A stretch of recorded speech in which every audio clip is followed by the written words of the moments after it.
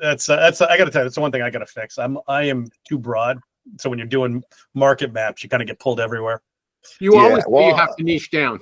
I do. That's why I always tell everyone, like, that was my biggest flaw in my business. I'm way too broad. So yeah, which I know why, because you're so good at what you do. You get pulled in all these directions. This leader ends up going to this company and like, Rich, I need your help. I follow the person, not the company, so to speak. Exactly. So what happens is that for us right now, for example, like if I have one good candidate in dedicated contract carriage business development manager, I got 5 companies to place them at right now. So I don't have to go back and forth. Like one candidate, boom, here's 3 interviews. Here you go. Yeah, I mean, I always look at sales guys. The smart managers shouldn't care where a sales guy, what he was selling before, because learning the product and the industry speak takes you a week or 2 if you're any good. I agree, but you know how some of these companies are. If you don't come from SaaS WMS, we don't want you. And then I'm trying to tell them all the time, like, yeah, well, one of my clients just told me, we're all, we had our sales kickoff meeting, blah, blah, blah. We're going to start hiring for soft skills and this and that. I go, are you really though? You said that last year. Yeah. Yeah. I mean, but that's the thing. It's like I have this conversation all the time, and it gets annoying because it's like you have a guy who's got a proven track record selling multiple industries, multiple verticals, multiple types of software. He's got a process, and the process is what works. Like if I needed to sell, whatever to the toy business, I could figure it out in a day. Right. Any of us could. It's not what you're selling; it's how you sell it. Yeah. These guys don't understand. I got to stop you here. What you guys are saying is that if a recruiter is experienced in a certain niche, 2 weeks later, he could do just as well selling in some other niche. That's what you are saying. Am I right? I got 2 deals done my first 10 days in the job in healthcare. And then I flipped to finance for a little bit. Then I flipped when the market tanked. And then, I finally went into sales. So, yeah. When you're making wait a second. Now when you're making a presentation of your strengths, Dominic and I were talking about it a few minutes ago. You guys always say, I got 20 years or 28 years in this niche, but you can't say that anymore. And you're saying you're going to be just as good. And you don't have all the connections. You've got the connections. Everyone's got the same connections. And the network for us all does help because the good and the bad. But it's not just, we all have the same access to LinkedIn.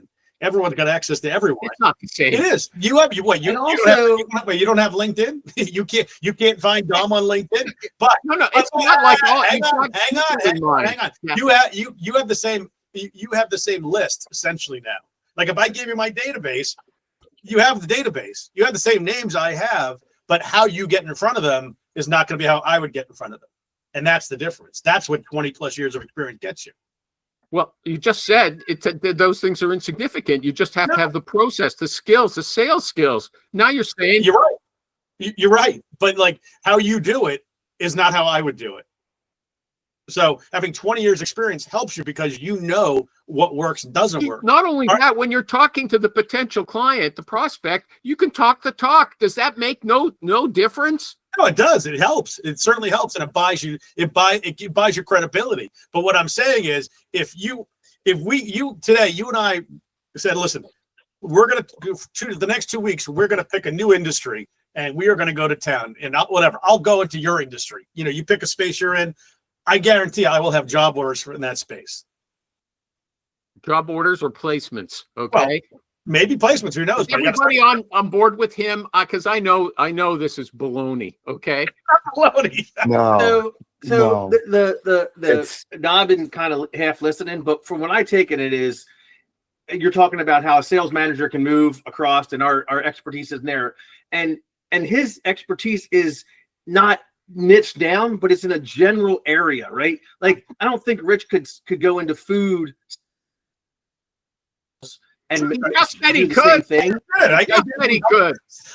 Wait. I went from placing directors of nursing and nursing home administrators to SaaS salespeople. Tell me the overlap. No. I mean, you can make the transition, but you're still kind of niched, right? You're not leaving so far out of your group right now. Is that? I completely changed. I was literally, when I first started recruiting, I literally placed nursing home administrators for nursing homes. Nothing to do with tech. When did you make the switch to tech, and did you stay in tech for the rest of the time? I've been in tech since 98. Yeah, so that's what I mean. You're in tech, so your niche is a But very broad tech. At the jump, guys. See it. Oh, I wanted to get you in on this, but I'll let you go. Because I believe what you're saying too. Yes, I could tomorrow start working in healthcare. I could do that. Yeah, you could. You and I have those skills. Hold on. Okay, let me ask a question. Would you be doing just as good business in healthcare as you're going to be doing in your current niche? Yeah. Yeah. I proved it when I did healthcare. Yeah, it'll take a little time, but I'll do it. Yeah. Hold on. How long were you in healthcare? 6 months? Like 2 or 3 years. Oh, really? Okay, I didn't realize it was that. I mean, again, I made 2 deals my first 10 days from scratch.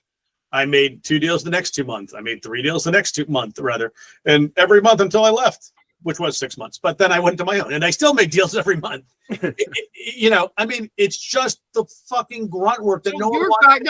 I'm having trouble understanding. You're saying that you don't have to know the niche. In 2 weeks, you'll know which companies are good, how to approach people, talk to the top. It's the grind. You're confusing the simplicity of this business. Yes, thank you. If you put the time and effort into doing this job, you follow the framework of recruiting, how you should do it. You can recruit in any industry. I have a buddy, he does sales guys. Now he just placed 2 developers because the sales world sucks at the moment. Hold on. He calls up this guy. Everyone hates recruiters who call them about jobs that are irrelevant. And if you don't know anything, you're going to be calling those guys. Okay? Why? They say, look, this jerk called me. This jerk called me this morning. Information out there now. I have a GPT that if I decided to go into nursing and what did you place? Nursing administrators. Yeah. I would have all the intake questions that you need to ask. I would have all the questions you would ask candidates at every level. Why to ask them? I have GPTs for all this stuff. Yeah, I mean everyone does now, and then it's made life so much easier to switch industries if you really wanted to. Yeah, there's no reason you go into a call unprepared with questions anymore. Or not know what you're talking about. You're going to be have enough information to be dangerous. Okay. Even I gotta tell you, even my daughter, but no, we are. But these can no, like even my daughter's interviewing like for internships right now. And you know what she does? She goes before this is it on her own, not me telling her. She goes and she reviews the company, looks up the person, and then goes into chat, creates questions around. I'm interviewing for an internship at this company. What are the questions I should ask the CEO? What should I ask the managing director? What should I ask the account managers?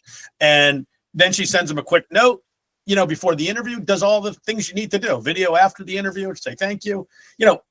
With AI, you don't have to think anymore. People are going to get so dumb in the future. It's going to be crazy.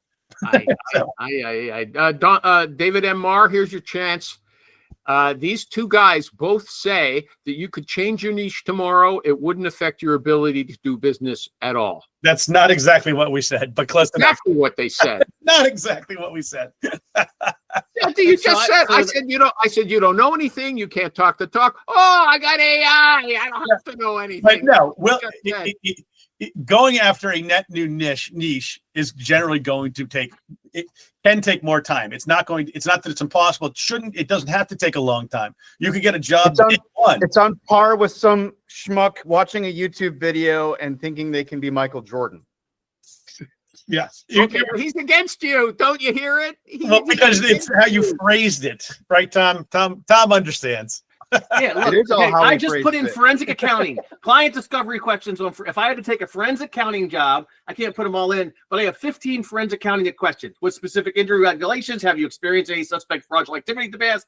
What is the size and complexity of your organization's financial operations? You don't know any of those questions are meaningless to you. A monkey could give you an answer and you wouldn't be able to challenge him, okay? Or you'd be the monkey. Yes, I can run these back through. What are good answers to these questions, right? Like for the candidates, right? The candidate, you would ask a candidate, what's the difference between forensic accounting and traditional accounting? There's a beginner level answer, an intermediate level answer, and an expert level answer. So I could compare those when I'm interviewing the candidate and I ask them, explain fraud triangle concept.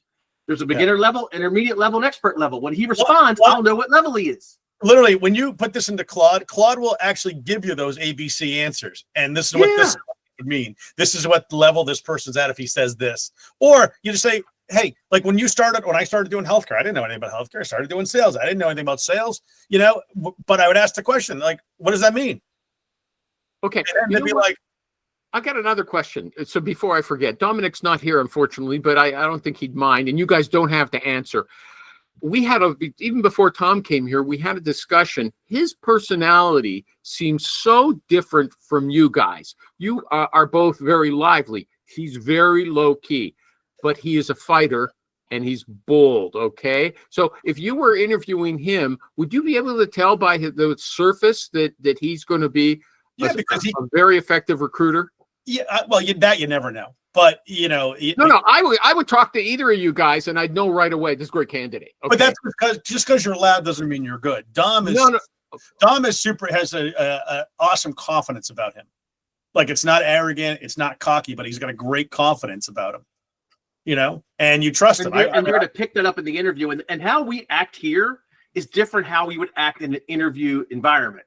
And Rich, me, Dominic, we're all going to come off confident. We're going to all come off answering the right questions, saying the right things, and our personalities are going to excel that. And we don't have to be loud and exciting. He's radically different than you guys. Okay, he's very low key. He's lower key than David M. Marr. Okay, I don't think he mumbles. No, Dominic. Yeah, yeah. I mean, he's low key in a different. He's low key in a. He's got a loud presence. I wouldn't call him low key. Yeah. He brings a presence with him, a gravitas. He's got a great hairline. There he does. He's that quiet guy that you know not to mess with at a bar, right? Like I don't know how to explain it. But you're There's right. something about him. A je ne sais quoi. He's got a je ne sais quoi. Yeah. He's got He the graduated from What's the Matter You. He's got it down. Yeah. He's a Dago. He's a hockey player, right? Yep. Like, you're just not going to mess with a Dago hockey player. Leave that Italian stuff out. Not every Italian's a tough guy, okay?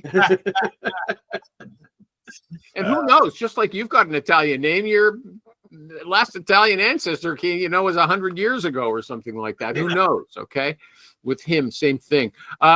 Okay, so I just wanted to say because he's this is the second time he's been on. And it's so distinctively different from you guys. I couldn't tell right away that he was so successful until he started telling us. You guys knew a bit about him, okay? So now But you know what? But Dom's true entrepreneur kind of guy. He likes to, he goes after it and he does it, and he's not afraid to ask the tough question, even if he looks silly. Or he may, which he doesn't, but he's not afraid to ask what he needs to know, and he's not afraid to look dumb or have somebody dislike him. He's not afraid to ask a question that he doesn't know the answer to. Like exactly. A lot of people who exude themselves as entrepreneurs can't admit they're wrong, can't admit they know anything, and that's not Dominic. I don't think that's me either, right? So that's an important factor too. Okay, so if you were moving into a new niche, you guys wouldn't mind admitting, "Hey, I don't know what I'm talking about. What do you mean by that?" You wouldn't have any. I would have trouble because I would feel. I would fake it. I would fake it till I make it. But if I got called out, I would admit, right? So I mean, I just did a CFO search at the end of last year, and I was telling these guys, I'm like, "Hey, listen." They would give me the answers. I'm like, "Hey, listen, just so you know, my main focus is over here. Help me out. Help me help you." Okay, those guys already know you're a super recruiter already. No, these are candidates. But again, too, it also doesn't matter if they know I'm a super recruiter in structural engineering. They'll call me up and ask me to do a metallurgy search, right? Those I don't guys know anything about metallurgy, and I told them, dude, I don't know if I could fill this because I don't know enough about this. And they go, "We want you to try," and I failed. And I said, "Hey guys, this is not me. I can't do this." And they said, "Okay, fine," and I don't do that. As soon There's as nothing wrong with failing. Any rational person, if you're dealing with, you say, "I want this kind of candidate who knows this, this, and this," and the recruiter doesn't know any of those things, that's going to erode your confidence. And you know, what am I working with this guy for? Okay. There's people who they would never know. I didn't know. Like that's what I said. We have enough information out there that if you say, call me tomorrow and say, "Tom, hey, can you help us do a nursing search?" I'll be like, "Yeah, great, but I can't talk right now. Can we talk tomorrow at 4?" By tomorrow at 4, I'm gonna be dangerous enough that you're not going to know I don't know what I'm talking about. Okay, it's a new world. Okay, you guys can pull that ace in the hole against me now on everything. Oh, I don't have to know anything. I can be brainless. Okay, I'm going to switch gears. Wait. Exactly. It's not brainless. That's what we've both been saying. You actually have to have a brain to think and be authentic, be real, say what you know, say what you don't know, and and you just go after it. Again, the steps to recruit a developer versus sales rep, it's the same it's the same process. So the guy up in heaven, he can give us the word from the divine anytime he wants. I know he disagrees with you guys. He's told us already. He's been unemployed for how long? So come on. Sorry, David. That's not his fault. You don't pull out anything against you. Shame on you, Richie Rich. Okay. All right, bud. Switching gears. Issue number 1, client advice. Okay. We have a client in the Fortune 500 space, and I told their talent acquisition person the salary range they've given me is below the market value by $20,000 or $30,000. I didn't know it when I took the order, but talking to people in the market, I know it now after a few weeks. What did he tell me? He said, look, I really want you to dig into the pain and try to get someone to move for a lower rate. What would you do in that situation? Did anybody listen to the story? Yeah, and I'm like, well, do you want caviar on a tuna fish budget, or are you willing to take tuna fish? So you think you would find somebody out there? I don't know, and that's what I'm going to. The first question I'm going to ask is: you're not going to get the quality of candidates we usually bring to you with the experience level that you want. Is compensation level. So could we find someone that has the experience you're looking for? Possibly, but it's probably not going to be at the level you're used to hiring from our firm. Okay. Now, I just what do you want me to do? That social media has had an effect on Rich's ability to concentrate. I talked for 60 seconds and he said, hey, that's too long. TDLR, TLDR, or whatever it is. So I mean, we've all gotten, I don't know about you, Rich. I've gotten searches where you jump into it and you realize, no, guy. And that's one of the things I have access. Like I'll talk about my applicant tracking system. I can take notes and then print out this report to my client that looks a hell of a lot better when you call them up and say, hey, I've talked to 5 people. They're all making 20,000 more. When you present this actual, like, with the notes and everything, it has a little bit more impact for them to look at and share with their team and go, hey, Tom has been doing this search. He's talked to these 47 people and 30 of them are making their base salaries are higher than our total comp. What should we do? Right? Like that has impact. I have a reply to what you're I like the question. You want tuna or caviar? Okay, that's a great question. However, if they actually, no one would say, I'll take tuna, but if they did and you sent out lower level candidates and they weren't happy with them, they wouldn't take responsibility for saying, I asked for it, this is what I'm getting. They would blame it on you. You have to push back. We had this conversation and I told you that you weren't going to get the level of candidate that you wanted for your price. So I brought you people in your price range. Now you're unhappy. What do you want me to do? You either lower your expectations or you increase your base salary. There's nothing we can do. Exactly. You can't make people, if it's an average company and nothing super exciting and sexy about it, it's just a big Fortune 500 play. I mean, great, but doesn't mean people are going to drop to their knees. I believe you're going to get in trouble because if you, under any circumstances, send somebody who's not high quality, they're going to blame the recruiter. That's only if you told them you were going to do that. No, they can tell you, I'll take tuna, but then they'll blame the fact on you. I agree.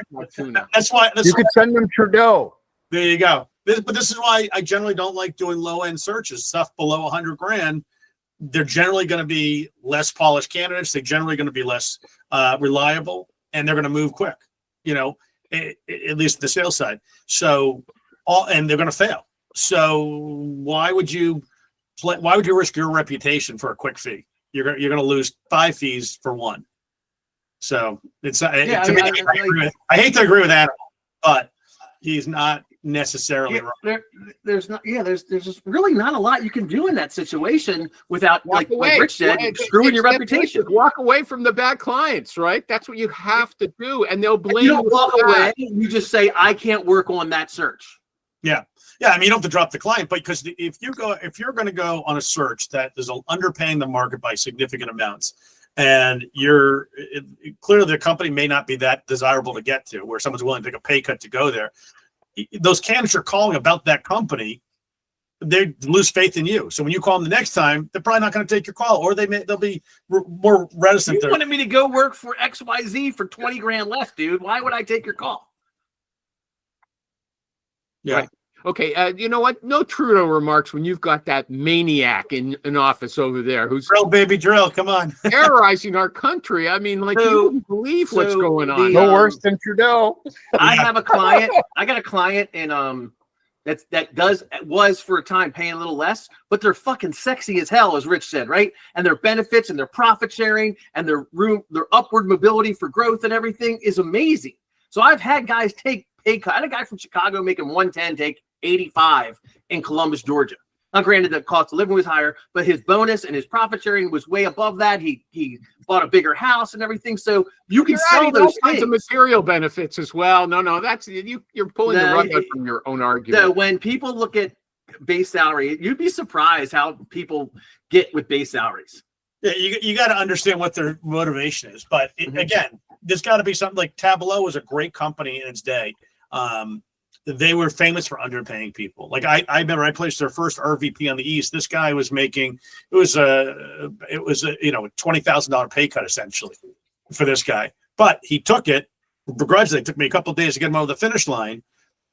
He took the job. The guy ended up staying there for years. And made. How did you get? So you talked a guy into taking a job he didn't want to take? Is that what you just said? Well, it's not talking him into it. It's just laying out the value, what the long whole thing is, and why he's so excited about the opportunity, and what he's giving up by not taking it, what he's giving up by taking it. We always start with money aside. Is this job for you? I always start money aside. Then we walk through where will you be in 5 years with your current company? Where are you going to be in 5 years with this company? Right. Well, and then you can nickel and dime. When I deal with engineers, I got to nickel and dime them. How much are you paying for medical? Right. Yeah. Oh, I pay $400. Then you start. Oh, well, this, and then you really nickel and dime them down, and you can get them to close too. Yeah, and when you break it down to like a daily level, what it costs on a day or an hour. But I mean, usually I tell people, listen, I mean, for like 5 or 10 grand, because sales guys, they get a big commission. So if it's 5 or 10 grand, then you're not going to take the job because of that. You really don't want the job, so don't take it. Okay. So, Rich, hold on. I'm just not clear. Did you ever tell a guy like that for like $20,000? You should take this job when he really was not wanting to take it unless you made him? No, I didn't make anyone do anything. We don't make anybody do anything. Trust me, I'm a recruiter in the business for 27 years, and I think you should take this position. Yeah, I mean, there are recruiters that do that, which aren't very good. But no, I told the guy, and this is years ago, but I've told the guy, I'm like, listen, if you want the job, this is what it is. The end of the day is it's the right place for you to go. This is why we're still having the conversation. Because if you didn't really want it, you would have already walked away. I thought I heard on a podcast, Rich, that you put him in the chokehold and forced him to take that. Exactly. That's what Animal said. off the top rope, everything. He's got big arms. What was I used to people would say to me, you steal people. I go, I have never walked to someone's doorstep, hit them over the head, put them in a bag, and drop them off at my client's front door. So I don't steal anybody. This isn't the modern slave trade. I have to warn Sasha Blondie about something. Okay, you better smile. You better smile at least once because your picture's going to be going on. Sometimes I got to. You should wear a hat, Sasha, to hide it. To cover your eyes so Animal can't get a good photo. Because I got Tom complains now about the pictures of my. I think they're good. Okay. He complains about the one like they had me in like one of my skull cap rugby hats, right, or something. And another time my hair was all whiffed up because I was at the bar, and I was like, "Gee, I got a haircut right after that." That looked great. That looked great. That was a great picture. Okay, I liked it. Look, with David and Mar, like that bouffant, whatever the friggin' Frankie Valley thing I had going on that day. Okay, and Rich is usually in the dark, a million miles away. I like the stand. I like the stand. Yeah. Okay, that's okay. Okay, here's better. another one. This one is you. I know we're gonna go on opposite sides of this one for sure. Are you ready for issue number 2? Okay. Is this close enough for you? Is this better? Yeah, that's good. You don't have to stand there all the time. Just give me something to work with, okay? In the meantime, I have to go to iPicky and lighten your thing all the time. Okay, don't worry about it, guys. I've got enough of a database. If I have to, I'll just take an old picture, okay? I did it a few times recently. Okay, client won't pay. Our agreement says that a fee is owed upon the candidate's acceptance. That's important, not the starting date. You notice that? No. The guarantee says if they don't start or leave, or if they leave within 30 days, we will replace the candidate at no additional charge as long as they've paid that invoice on time. Okay. We had a candidate accept. Who's making noise? Who's making noise? We had a candidate accept. Okay. And then later change his mind. So he did not show up. The client had other recruiters working on the search. They hired a different candidate and paid that other recruiter a $35,000 fee. Okay. Our fee is $40,000. They won't pay it, even though they acknowledge that our agreement says as soon as the candidate accepts, they have to pay, and our candidate accepted. No. Fuck Hang on. off. That's bad. Hang on. That is bad business. If you're trying to convince a client they have to pay you $40,000 because a guy accepted but didn't show up, that's bad business. That's bad fucking business. Why? Because you guys didn't. are always against me. I agree with you, but why? Okay, because he didn't show up, right? Now, granted, if it's a contingency, there's some information I'm missing. Is it a retained? Is it contingency? Did they get a No, deposit? it's obviously contingent because they had another recruiter working on it. If it's contingency, those are berries, man. That's this business. That's why you work contingency. Yeah, you can say hi. Maddie wants to say hi, Animal.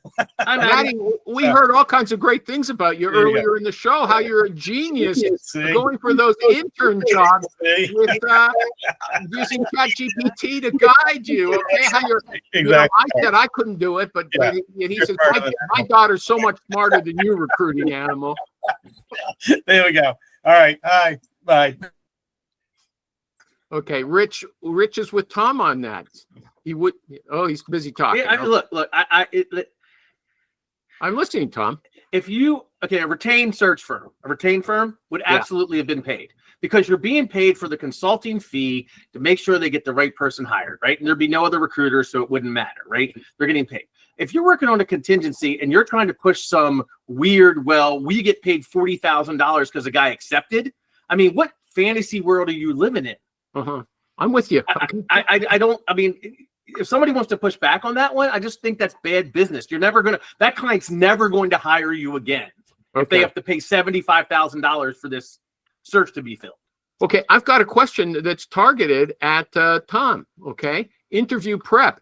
Tommy always says, I don't believe in interview prep. I want to send a candidate who is really him or herself. I don't want to make them seem like someone they're not. Look, you can't see it, but he's nodding his head like a puppet there. I'm sorry. I forget that this isn't everybody that sees. Yes, I am nodding my head.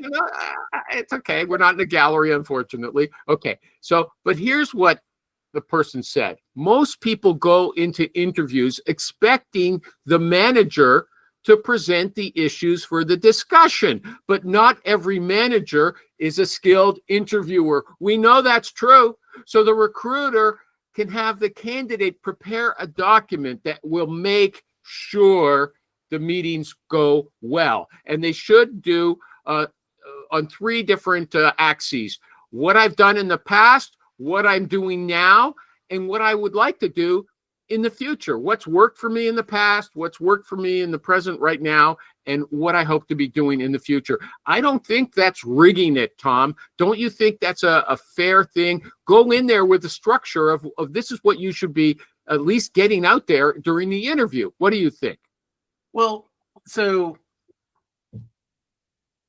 when I set a candidate up for an interview, the prep that I give is, God a la Flying Spaghetti Monster gave you 2 ears, so you talk half as much as you listen, right? And usually on the first interview is over the phone, right? And if they do very well, all I tell them is do what you did in the first interview at your second interview. I would think in this, and again, I'm not dealing with most entry level people, but people know how to interview. That's not an right? entry They know level. what If to you've ask. got a past, a present, and a future, that's not entry level. Okay. So hold on. Let me just break it down for you. He can't answer this, everybody. I'm going to help him. Okay. Would you agree, yes or no, that there's a lot of hiring managers who don't know how to conduct an interview properly? Yes or no? You can say no. You can say they're all pretty good. They I all wanna know- go- 100% yes. I mean, it's hard for me to say yes on that because the ones that I work with know how to. Okay, so it's what, hard for me to what say- he's also saying is, he says, I prep. This guy doesn't have to go in with a structure. I prep the hiring manager to know what to focus on. That's essentially what you're saying. I send the information out there in a format that will guide the manager through the interview. Is that what you're saying? Yeah, I send an interview summary that I already have with the candidate, right? So they have a structure of what the candidate's background looks at above and beyond the resume. And then I tell the candidate, like, hey, this company does X, Y, and Z. You're going to be meeting with Steve. He's been with the company for 22 years, right? God gave you 2 ears and 1 mouth, so you talk half as much as you listen.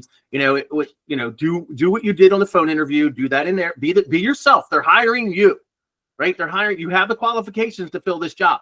You have the qualifications, but they're hiring you. Be who you are. Okay, It's incumbent upon me to interview people to make sure they fit my client, right? I work in a weird niche, so that's why maybe interview prep I don't need it because of the niche that I work, right? Because my clients are more interested in the person's personality, their cultural fit, how they're going to grow with the organization than they are their actual resume.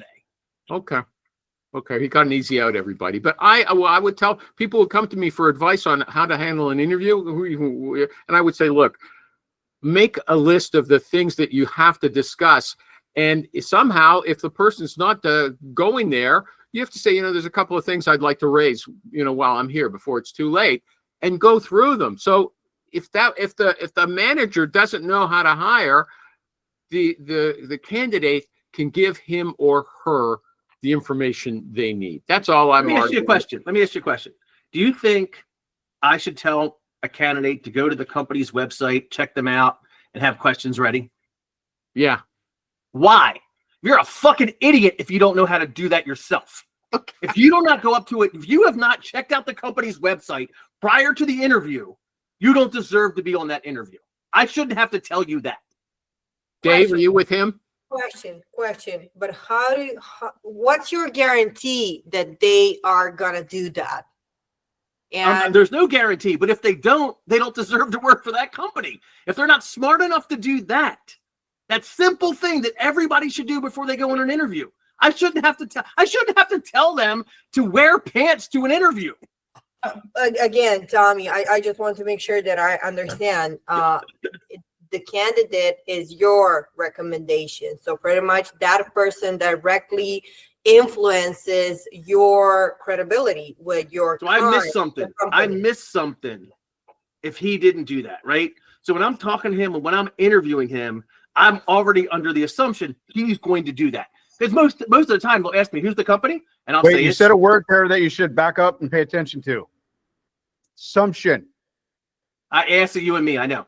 So they'll Yeah. say to me, what's the company? And I'll say it's Landscape Forms. And the website's www.landscapeforms.com. Right? And then we'll start talking. If they don't go to that website, Well, you've already prepped them. I have to admit. I haven't you've prepped them. They already asked said- me who the company was, and I say the company's Landscape Forms, and their website's this. Well, okay, If they don't go to it, You pointed them to I the shouldn't- website just now. okay? Exactly. I shouldn't have to say, go to the website, look at it, and have questions ready. I shouldn't have to say that. Okay.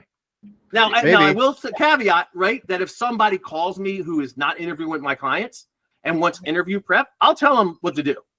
Right? If it's not, I don't want to create, and this is, I guess, what it is. I don't want to create something that isn't there. I don't want to tell the candidate what to do and what to say. And he does those things, and it turns out he's so much of an idiot, he wouldn't have done that without me doing it, and ends up not succeeding at the company.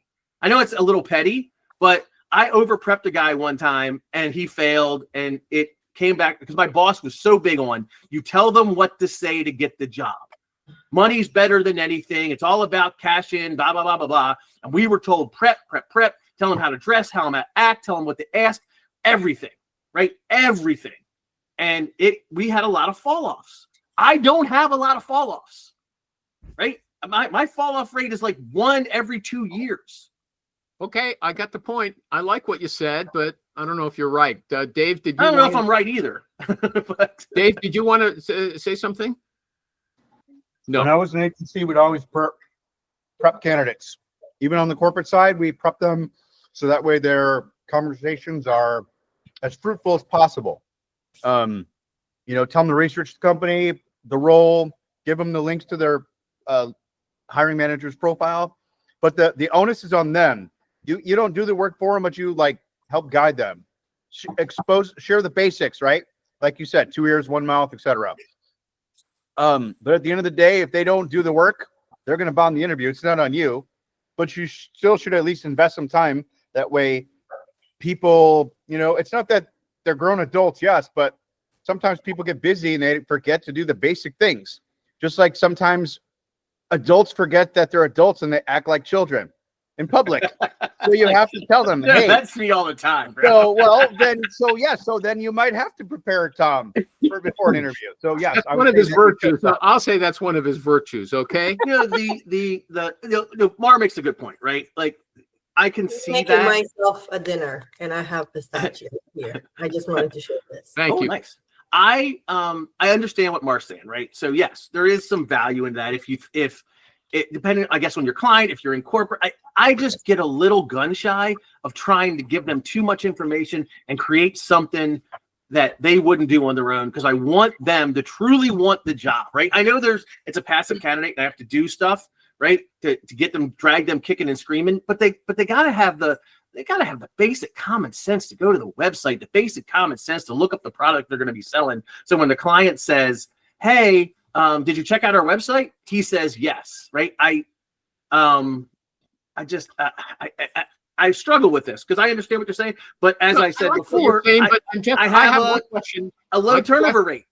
Yeah, my question is, I wish there was a study to see, if people who are good at their jobs, they actually know enough about how to interview. How you could apparently be a good chess player, but that intelligence doesn't stretch to other fields. These are not the principles that can be generalized. So just because someone's good at his job or her job doesn't mean that they know how to prepare for an interview properly. I kind of like what you said, though, Tom. I want to know, time's up. How did it go yesterday at your Tuesday session? Did people ask you good questions? Anything worth focusing? We had 2 people showed up. Yeah, I think we really focused kind of on job in and AI and writing prompts. I got to come. This sounds good. It was a fruitful conversation. AI has or job in has a prompt thing that will, when you do a campaign, you kind of put this ChatGPT thing in here, and it'll. And one of the things that I created was tell me an icebreaker about the person's name, right? So it allows for this very personalized message or email that really is different than anything else out there, because it'll say something like, hey, Annabelle, do you know your name in Gaelic means blah, blah, blah, blah, blah, which shows that's probably why you're so successful in what you're doing. I wanted to see if you'd be open to talking. I wanted to talk to you, see if you'd be open to an opportunity. I know you've been at quote, quote, current company for a while, but you never know, Tom, right? And everyone is different because everyone's got a different name. So it doesn't really do a spin tax thing, but it does this cool what I call an icebreaker opening about you could do it for their name, you could do it for their college, you could do it for their city, it doesn't matter. It has all these little things you could do. And it just really made it so personal and allowed you to go past that. When you're doing some of these campaigns, if you don't have spin tax, you're going to get hit into spam because it's the same message. Hey, first name, I'm a headhunter. I have an opportunity for a position. I know you've been at certain company for so long. That same verbiage is what throws you in spam a lot. You don't think that little gimmick is going to turn people off? No, because, okay, so the most important thing about, in my opinion, when you're emailing someone cold, it's got to be a short message. They can see it on their iPhone and it gets to the point and it has some type of something a little different than someone else. I wish Rich was back on because he's doing Loom videos, right? I'm having a concern of, is the deliverability there and are the people going to click the links? But doing stuff different is what is separating the wheat from the chaff. And that's what we're trying to figure out, how to do things differently to get to the candidates because they're getting all the same shit.